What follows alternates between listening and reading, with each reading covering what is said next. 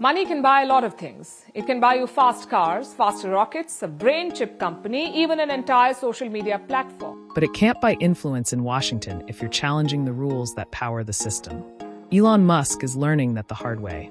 Despite being one of Donald Trump's most high-profile supporters, and arguably one of his biggest donors through public influence and business alignment, Musk now finds himself at odds with Trump's inner circle. Not directly with the former president, of course, but with the man shaping his most controversial economic strategy, Peter Navarro. Navarro, Trump's former trade advisor and the architect of a renewed tariff war, just became Elon Musk's target after a public insult that sparked a full-blown feud. The drama began when Musk, while speaking at a conference in Italy, called for zero tariffs between the United States and Europe, pushing the idea of a free trade zone. It was a bold statement from a man who runs a global company like Tesla, heavily reliant on cross-border parts and assembly lines. When asked about Musk's position, Navarro didn't hold back. He dismissed Musk not as a manufacturer but as a car assembler, suggesting that Tesla relies on cheap foreign parts and doesn't embody American manufacturing ideals. That insult hit hard, and Elon Musk fired back on X, formerly Twitter, calling Navarro a moron, and then doubling down, saying he was dumber than a sack of bricks. These are not offhand remarks. These are shots fired in a very public, very strategic media war.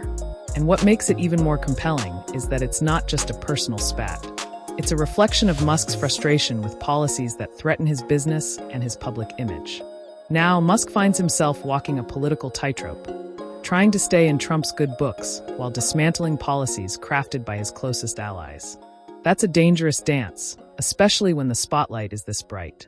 If you're following this wild ride and want the truth without spin, make sure you subscribe right now and hit that bell icon. This is only heating up. What's shocking is how little the White House seems to care. When reporters asked about the very public spat, officials shrugged it off with a comment that felt more like a teacher breaking up a schoolyard fight. Boys will be boys.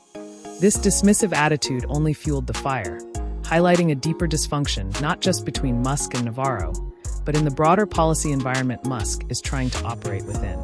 Elon Musk may be a tech genius, a billionaire, a media manipulator, but in Washington, none of that guarantees you policy wins.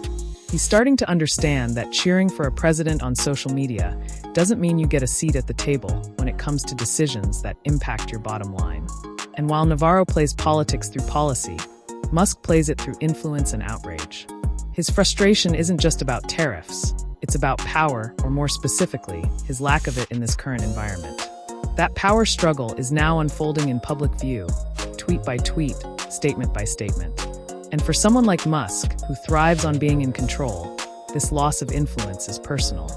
And that's exactly why, if you're someone who wants to stay ahead of these high-stakes power plays, do yourself a favor and subscribe to this channel.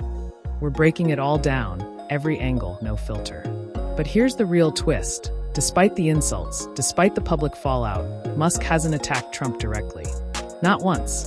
Every jab has been aimed at Navarro, the architect, the middleman, the easier target. Because Musk knows one wrong move could cost him everything he's been trying to build politically.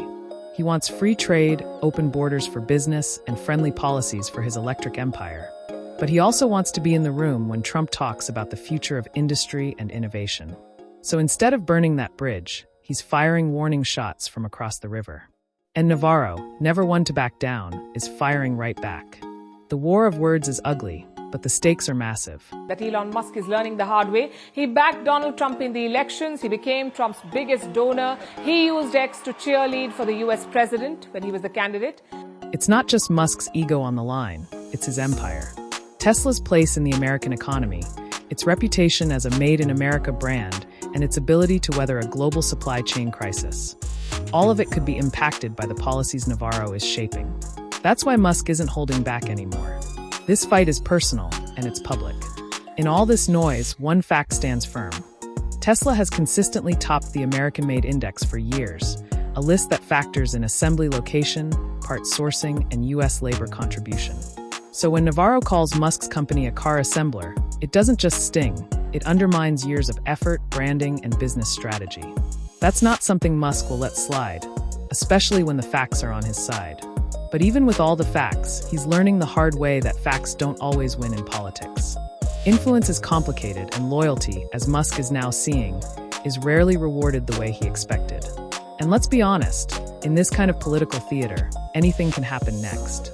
So don't just scroll past. Subscribe if you haven't already and stay locked in as this feud plays out in real time. The next move might not just shake up headlines, it could reshape industries.